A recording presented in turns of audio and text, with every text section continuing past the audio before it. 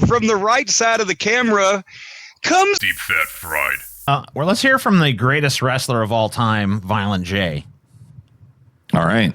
Because you guys might not know this, but Violent J, aside from being one of the most accomplished rappers of all time, is also a fucking super accomplished wrestler who never got his due. Amazing in-ring worker. Clinton from Topeka, Kansas. Hello, Mr. Oliver. Love your work and hope everything goes well in the future endeavors. My question is for ICP. How'd you guys get signed to WWFE? Did you enjoy working with the Oddities? Fuck yeah, I enjoyed it. Every minute of it, man. That shit was great. But see, we wanted to be heels because we were getting booed, you know? So we kept saying, can we be heels, you know? He turned us heel, you know? They were like, next week, next week, next week. So we were coming out with the Oddities. It was great doing this and everything, but we wanted to be heels. Yeah. So eventually they had us spray paint the Oddities in the eye with the fake spray paint. And then we joined the Headbangers for a minute there, you know, so we got to be heels. Matthew Torres, what were the Clowns' interactions with Vince like? Man. Oh my God. Woo! I actually met him one time and that was it. And my fucking mouth dried up like a Both of our mouths dried up. I've never been nervous to meet anybody in my life. Anybody. You know what I'm saying? Anybody famous, not famous, whatever. But Vince, that was a whole When we met Vince McMahon, it was like meeting, you know, I don't know, the man responsible for so much entertainment in our life from 7 years old on, you know. I love these motherfuckers, dude. The one time they're like, I'm speechless when they meet Vince McMahon. Because these are two guys you figure would just never give a fuck ever, but their one god is Vince McMahon. Oh, yes, sir, Vince. Yes, nice to meet you. You know what it is too? It's because Vince McMahon has seen so many fucking gimmicks just like this. You know, Vince just like, because there probably used to be people being like a little weird up ICP, and Vince probably just didn't give a fuck. He's like, oh, whatever. Fuck these fucking clown or whatever. I don't give a fuck. Yeah, insane clown pussy or whatever. Yeah. Yeah, good to meet you. Yeah, nice to meet you, you little fucking fat bitch. And they're like, wow, he's a god. Sir. Yes, sir. Yes, sir. You a god, man. You fucking, you hot, Vince, yeah. Whoop, whoop. Can I get a whoop, whoop, Vince? No. All right, that's cool. It's like, and it wasn't just like meeting them over a table, like, hi, can I, you know what I'm saying? We had sit down with the motherfucker, you know what I'm saying? At the time, So it was a meeting? You called into a meeting? No, we just met him in a hallway. But check it out. At the time, we had on our website a contest where you would go to Truth or Consequences and spend the weekend with us. It was called the Grim Tim Contest. That was the name of our bus driver. Long story. But anyway, when we met Vince McMahon, you know, we seen him in the hallway. He came up and he said, ICP, how you doing? Shook our hands. Our mouths instantly dried up. And he said, so who won the Grim Tim contest? And our wigs peeled back. That's why my forehead is as big as it is now. It used to come down to my eyebrows. But yeah, he asked us about that, and we just couldn't. Your forehead used to come. It still does, buddy. Your forehead still continues right on to his eyebrows. I don't know. I think he's trying to say he was just flat from the eyebrows up. Okay, cool. Which I believe. He still is, and that's just a prosthetic up there. I believe he had been on our website, you know, and we just were like, it's not over yet. The contest's still going, you know, and we were talking. By the way, do you need your dick sucked? Yeah. We'd be happy to blow you if you wish. We're going to need some mouth moistener, but other than that, you know. Piero Gentile. Yo, ICP, you were briefly in WWF in the peak of the Attitude Era. So my question to you guys are, what was the vibe backstage like? Did the other talents show you respect? We kind of answered that already. What shit did you see backstage, like fights or arguments? What's Steve Austin like behind the scenes? I got a man ass. Steve Austin, check this out. We were sitting there one day ringside, and Steve Austin saw us, you know, came up, sat down with us, and just started talking, right? And he was like, so, this is true. He was like, so do you guys, what kind of music do you guys like? We were like, old school gangster rap, you know, NWA, Ghetto Boys, you know, and he was like, oh yeah, I like Leonard Skinner and country music, you know? And he was like, so do you guys hunt? Do you hunt? We were like, absolutely not. I couldn't kill a deer if I had an axe in my hand and I was starving, you know? And he was like, I hunt all the time, you know? And he asked us about 3 or 4 questions and we found out we were completely different. And then he was like, okay, boys, I'll see you later. Absolutely. Good. Very nice guy. Very cool. But we had nothing in common. He tried, though. He tried. Yeah, well, you know. Boys like hunting and fishing? Nope. No. All right, well, see you around. What kind of music do you like? Gangster rap. Oh, I like country. Well, you sisters have a good time here. Chris Benoit threatened Violent J. Oh, shit. We used to be wrestlers, in case you didn't know. We were in WCW, and there was a booth set up backstage. They told us report to the booth to do promos. So I'm standing out there with Shaggy and Vampiro, the guy we were wrestling with in WCW. The light was illuminated red. And Vampiro knocks on the door, bang, and it runs. And who opens the door? Bigfoot? Chris Benoit. Chris Benoit was like, he opened the door and he was like, "What the fuck are you doing, clown?" Dude, that is fucking terrifying. You don't see the goddamn red light! This man went on to kill his family, by the way. Every pore in my skin became a pussy hole. Oh, my God. I don't blame him, dude. Those guys are fucking nuts. Yeah, that's like a roid raging motherfucker. Yeah, it's like, he's just like, all right, sorry about that. Sorry about that, man. Sorry about that crazy guy that wants to beat the shit out of me. Like, I didn't mean to offend you. Sorry, buddy. You know, Scotty, as your older brother,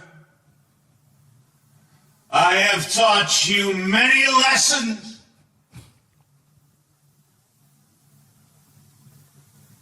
When Mother brought you home as a tiny little baby, I said to her, "Mommy, let me feed the baby." And our mother, so sweet and so trusting, handed me the bottle. And I proceeded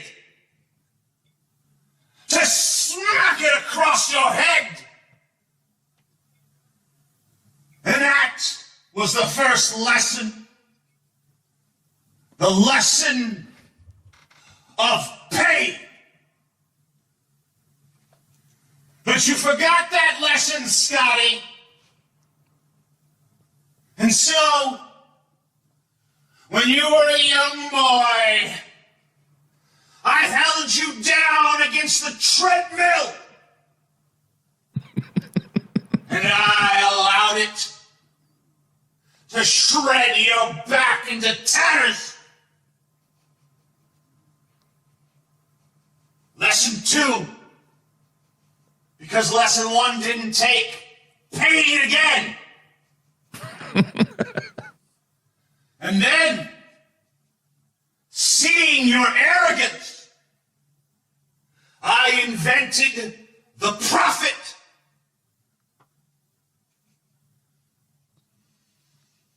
And the prophet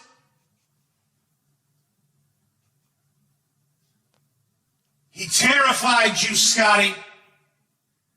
You ran from me in fear. And that was your third lesson. The lesson of fear. And now you come to me and you say, there shall be a contest. And in this contest we shall determine once and for all the superior Kirk brother.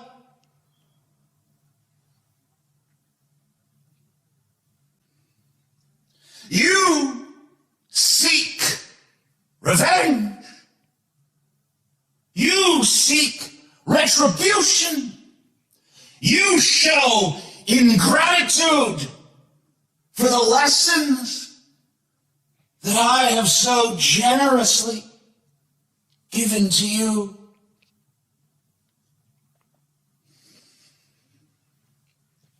And I gave you one last chance. I went to our lesser brother Stevie, and I lifted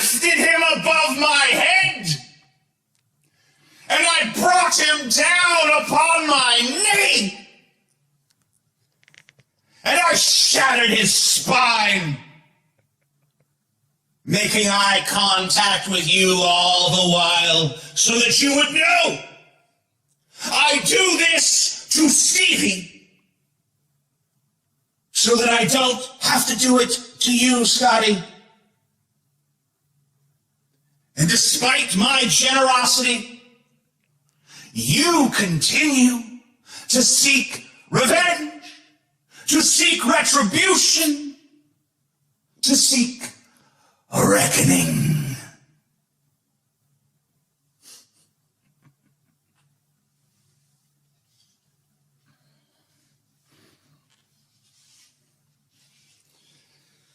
But that is not truly what you seek.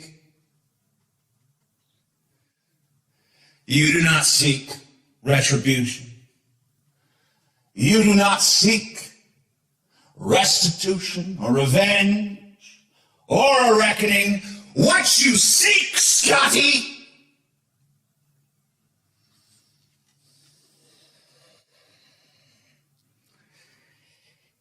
is purification. And next month, you will be purified. You will see at last the truth that you have run from your entire life, Scotty. And it brings me no pleasure to do it, Scotty. You had such potential. But every lesson I have given you, you have squandered, and you have learned nothing. But that's all right, because next month, you will learn, Scotty. At long last, you will learn. Oh, yes! Shockmaster. Yes! I knew it was coming. As promised. If you guys, anyone out there who has not experienced this magic moment, you're about to see the debut of the fucking Shockmaster, guys. The Shockmaster. You're not even prepared for the Shockmaster, all right? You're going to be shocked by the master. No. I want you to shut your stinking mouth. You to shut up. And you do me up. Hey, you shut your stinking mouth also. They're going to tell us before you get carried away who their special tag team partner is, brother. You better cool down. Now you shut up. I'll cool down when I want to, Sting. It seems to me if you was as smart as you act like you are, you wouldn't have waited this close to War Games to tell everybody who your partner is. Well, do you want me to tell you what I'm talking? No, you shut up when I'm talking. What I did? What I did? Who our secret partner is? Shall I tell him, Sting? Come on, baby. No! I won't tell him! Bishop, I'm gonna let Build up Sting tell the people who's the secret partner! Who the secret partner? All I have to say is our partner is going to shock the world because he is none other than the Shockmaster! All right! The Shockmaster! Oh shit. Oh fuck. Oh my god. Such a bot. He's got a sparkly stormtrooper helmet and what looks like a blanket all wadded up on his shoulders and around his arms. Like, even if that entrance had gone perfectly well, it would still be... We like, couldn't see. That's the big problem. worst. it would still be terrible. Like, yeah, it would be burst But the through. fact that he falls down, his helmet comes off, and he has to fucking rush to get it back on. And the voice is so retarded, too. And then stands up like, oh, yeah, I'm the Shockmaster, bitch.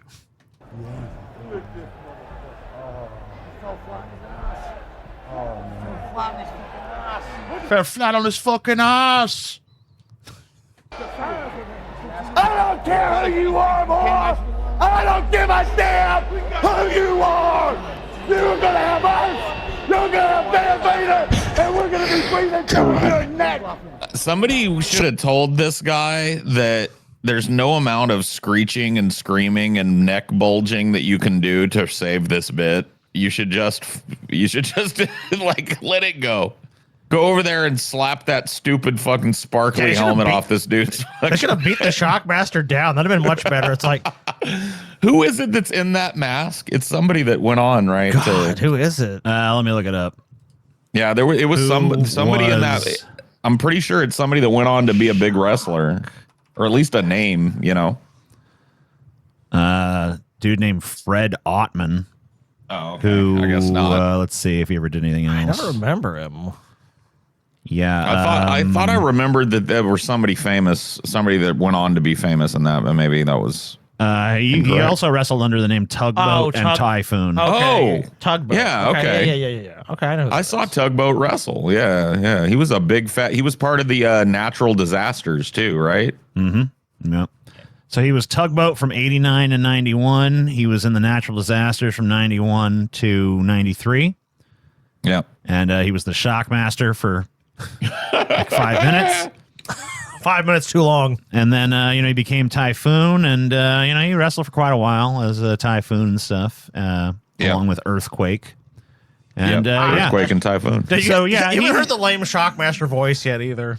He had a little bit of a career. I mean, he, had a respectable career other than this moment. This is not his finest hour. He did. Not a bright spot. Yeah, this obviously, this is bad. I mean, this is just a terrible gimmick. Like, this is so clearly an iconic. Like, how did anyone look at this outfit and be like, yeah, that works? Like, it clashes so bad. It looks fucking terrible. And just the fact that his debut is him falling down and on his ass and fucking. I guess you haven't heard the voice. The voice. Let's hear the voice. So you're the man that rules the world. You're the man who rules the world. Are you the man who rules the world? I am the Shockmaster. It's me, the Shockmaster. Behold the might of the Shockmaster. The fucking Shockmaster. Blowing out your ass, Shockmaster. He's trying so hard to make this. What else can you do at this point? What did he do to piss Vince off to get fucking sidled with this gig? I don't know, but at this point, like, what else can you do? I mean, you have to go through with it at least. I mean, you're on the fucking stage. I mean, it's like, I got to try to fucking salvage this somehow, but it's not working. It's not. I mean, like, they fucked you 12 ways from Sunday, dude. Oh my God, they fucked him so bad, dude. This is WCW. Vince wasn't involved. Well, whatever then. They call me the Shockmaster. No one calls you that. Dude, no one calls you that. Who's they? Yeah, who's they? Who called you the Shockmaster, bro? Dude, this guy showed up. This big fat dude wearing like a fucking. Wearing a pillow vest and a sparkly stormtrooper helmet came in my store. And I just said to him, like, oh, man, you are the Shockmaster, bro. Not only that, how is that helmet even supposed to stay on in a fucking match? It's not. They were probably going to just do the, you know how they do. They do like the wrestler reveal, the face reveal for the first time he wrestles or whatever. But we all got to see it when it came bubbling. So could anything have made this gimmick work? No, it's everything about it is ill-conceived. Why is it a stormtrooper helmet? Why is it sparkly? Like, why would you take one of the most recognizable pieces of IP, a Star Wars stormtrooper helmet, and just be like, just cover it in glitter, then give him some pillowy blanket vest thing that fucking shows off his giant fucking belly? I don't know, dude. Like, nothing about this fucking concept makes any fucking sense. It's just a bad idea. It is I, the And what Shockmaster. if you're gonna call him the Shockmaster, why not go with like a lightning theme? You know, something like that. I don't know. You've ruled the world long enough, Sid Vicious. I'll get you next time, Gadget. Next time. Inspector Gadget. I can't believe Sid Vicious is maintaining kayfabe at this moment. I mean, it must be hard. You know, in his, I mean, like, if you look in his eyes, you could tell he's just thinking, like, what the fuck? Yeah. This sucks. This is terrible. This is the worst booking I've ever been involved in. Get ready. Come on, you want a piece of me? He's trying to act like he's actually intimidated by the Shockmaster, too. I know, he's trying to sell it. God. Oh, shit, not the Shockmaster. You know, I've never fucking thought of Sid Vicious as, like, a great actor or whatever, but, like, to try to actually sell I'm afraid of the Shockmaster, like, he's doing a good job. You better be I've got some quotes from other wrestlers that were involved in this about the Shockmaster. Yeah. So Booker T says, as far as the character goes, I thought the character sucked from the beginning. It was totally outdated. Ole Anderson was doing the voiceover. I don't think it was something that could have lasted more than 6 weeks without the fans hating it and saying, God, please just let this go away. So that's what I thought about the character. But for it to happen like that, I felt bad for him. I felt bad for Fred because he was a really, really nice guy. Damn, dude. Jesus. Cody Rhodes, or no, Dusty Rhodes, I think, probably said, really the costume was thought up as something really wonky, off the wall. The helmet originally was designed to be something like Vader's. No, they didn't make it. It didn't get there. What? To be like Vader? Well, then why they use a my stormtrooper? God. I don't Yeah. understand. Oh, man. Or do they mean Vader the wrestler? I don't know. You want a piece of me? Come and get me. Oh, Come here's after me, interesting. Sid. This is it. I'm ready. Yeah, what's up? This is interesting. There was sabotage involved, says Rhodes. I believe that producer David Crockett was on the payroll with us at that time. The takeover had just begun with Eric Bischoff and the Hogan era and all that stuff. We rehearsed it during the day. It went perfectly. And like I say, sabotage came into play, building up for about 4 or 5 different floorboards and not telling him about it. When the smoke goes off, he trips and falls on his ass, and we make big fun of it. And Dusty falls on his ass. Let's actually, Okay. here's the Shockmaster actually talking about it. Oh. Here's Fred, whatever his name is. I've never seen this. This is interesting. TitleMatchNetwork.com. How did you wind up in WCW? And did you ever have contact with WWE first about going back there again, or was it pretty much a game day decision? It was just, they talked to me and stuff, and I brought in, I went in there, and Ole Anderson was working in the office. Dusty was working there. They called me, wanted me to come in to do that. They said they had a couple things they wanted me to be willing to talk to me about, and it would be interesting. So I went down there and talked to them. Right. Yeah, and that's when they come up with the Shockmaster gimmick and everything. And they wanted to go one way, and then it wound up screwing up. And then my famous moment in history. What did they have planned for you before that happened? Wait a minute. Well, they wanted me What to was do, the original concept? it was like a comic book type character. They had done that ice. What was the gimmick for there? Glacier? Glacier type gimmick, And they asked, and I went with the school. As an artist, and I can't, they said, "Man, what do you think about?" I said, "Yeah, let me do some sketches, man." And I had a hood all drawn up, and like a cartoon type, right, comic book character. Huh. And they said, "Yeah, they were cool with it," And so like, all right, And then, but they came up with the gimmick how they wanted to do that intro for the pay-per-view, doing prior to Clash of Bash of the Beach, right? At the live show. To fire it up for the Bash, for the other one. The Bash of the Beach wasn't the pay-per-view. The pay-per-view was the one from New Orleans. What exactly happened that night at the Clash of Champions? What happened? They built the stage set was built like they would build a room in your house. 2x4 studs on 12, 14-inch centers, and they used 5/8 ply sheetrock and built the set. You know what I'm saying? It was built like that little house, but without the outside walls. Right. Okay. So you got to figure you have wood this far apart. Okay, and so when they gave me they had the hood that they wanted me to wear was a stormtrooper hat from Star Wars. Right. And what they did, they sprayed it silver. Then they took and covered it completely with layers and layers and layers and layers of glitter. Okay, and they drilled little drill holes where the eyes were. Huh. Okay. So they said, try this on. I put the shit on, and those glitters coming all in my eyes and blinding me, man. Oh my God, what a fucking this thing's nightmare. like, you set it like this, and it was like you had dandruff. Okay, that's how much stuff was coming off of it. So then they get, Janie Ingalls was the secretary in the office.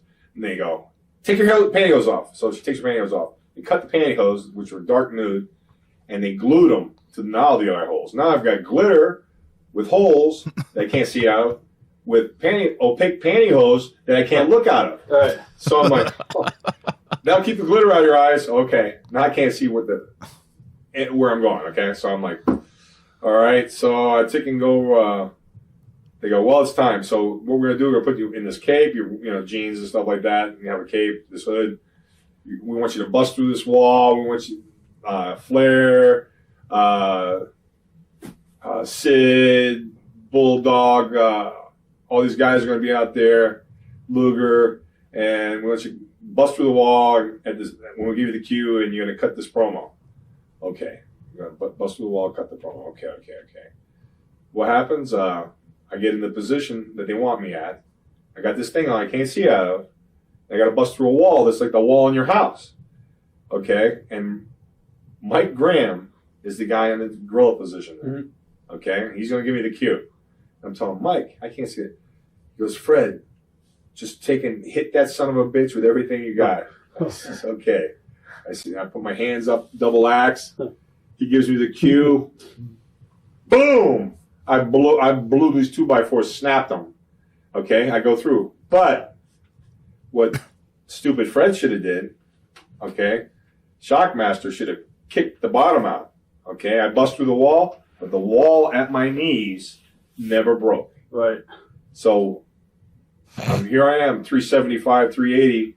I blow this wall through, and the momentum and my weight shoot me, and that thing never broke. I go boop like this, and the hood pops off like a champagne cork. So my first instincts are, and reach for that son of a bitch, because we're live. Right. The Bash of the Beach was a live show. It's going back to wrestling in the 60s, 70s. You know, it was live, not videotaped. And so I'm reaching for that deal, turn my head so I'm not trying to hide my face and stick the thing back on. Meanwhile, when I looked at the replays a week later or whatever, because that night was a half case night, because I was like, oh my God. And I took and stood up, cut my promo, but the people's faces, I mean, they were, holy shit. You know, people trying not to, you know, they got to do the deal too. Right. It's live, and they're all, you know, Sid's over there, shit. You know, and he ain't a rocket scientist, so I'm like, he ain't a rocket that scientist. was the deal, man. I blew that. Yeah, no shit. It wasn't, you know. How'd the boy react? People, oh, you fell through the wall. You know, but that was kind of the deal. Oh, man, I got ribbed so much for years ago, you know. And I'm very, if I screw up, I take stuff straight to heart, man. I'm harder on myself than anybody in the office or anybody else could be as far as an angle goes. And stuff like that. I've always been that way. And they're like I said, I'm not a drinker, man. I was drinking beers all the way back to Tampa. I said, I'm getting the F out of Dodge and I'm out of here, man. Fuck, dude. Man. Poor guy. TJ's reading some AI generated. This was before Bischoff and Hogan and Cody wasn't even born.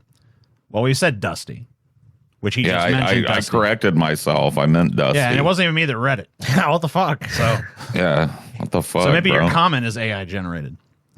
Your comment, so. Fake comment. Yeah, that's fucking great. I feel kind of bad for the dude. He does really seem like a nice dude, but yeah, that was an embarrassing fucking moment. I mean, for just sure. saddle with a terrible gimmick and just, I mean, you gotta be able to fucking see. I mean, like, it sounded like he sketched something out. I'd be interested to see what he had sketched out for this character because I'm pretty sure it wasn't this. It definitely wasn't. Like, all right, maybe here. All right, do something. Do something crazy. Come on. All right. All right, there you Drop go. the Sinister Minister here. Let's go, Oh, shit. Let's fucking go, baby. Fuck.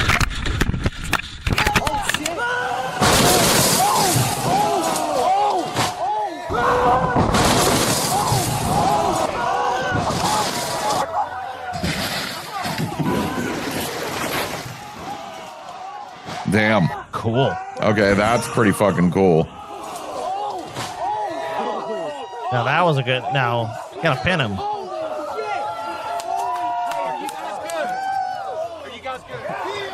No. No. No, they're How not. the fuck would they be good? They just did Destruction Derby, dude. Like, are they doing a run-in? They're doing a run-in. Oh, shit, they're going to fucking beat him with these sticks?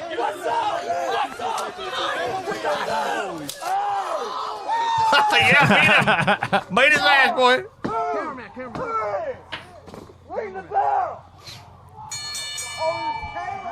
And the masked loser wins. Y'all forgot the pinfall. The belt. The belt has a fucking license plate. License plate. I love it. Yeah, this truly is backyard wrestling, dude. Well, yeah. That was a good What'd stunt. you expect, man? That was a good little stunt at the end, though. Here's one. This was one I couldn't even get to play on the other player. On the player, I had to fucking log in. And here, I'll show you why. Let's go to the cool part.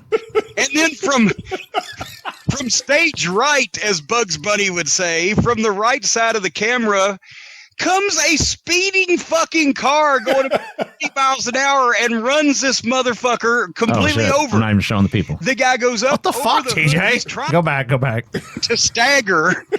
And then from stage They love right, involving as Bugs cars in Bunny this would shit. say, from the right side of the camera comes a speeding fucking car going about 50 miles an hour and runs this motherfucker. I mean, he jumps over. into it, but still, that's going to be The guy fucking goes painful. up over the hood. He's trying to go up over the hood because that's the way you're supposed to fucking take it, actually. But he goes up over the There's hood. a way goes you're through supposed the to take it. windshield. He actually breaks the windshield. Yeah, He he's supposed doesn't to roll go over the through it all top. way. It's still together, but he goes into it, and then it throws him up over the top of the car and off to the side where I'm sure, I don't know what happened to him. I hope he's paralyzed and fucking eating soup through a straw for the rest of his life because he's an idiot. But who knows? He could have probably got up. But Of course, Jim Cornette's an asshole, but when no the shock there. the best part about it was when the fucking car goes by and runs this motherfucker over, the guy that had hit him with the bat was like 5 or 6 feet away from the car as it went by, but he jumped up and took a big bump himself. Like, I'm supposed to take a bump too, but I The need to go percussive close this force car. of the car Which passing. is apropos of nothing. This fucking guy jumps up and flies backwards on the back of his head on the ground. So that was that, but that was not, as I said, in a ring. It was a bunch of guys in sweatpants, t-shirts, and they're playing wrestler or whatever. Jesus. Love it. Oh, what fun.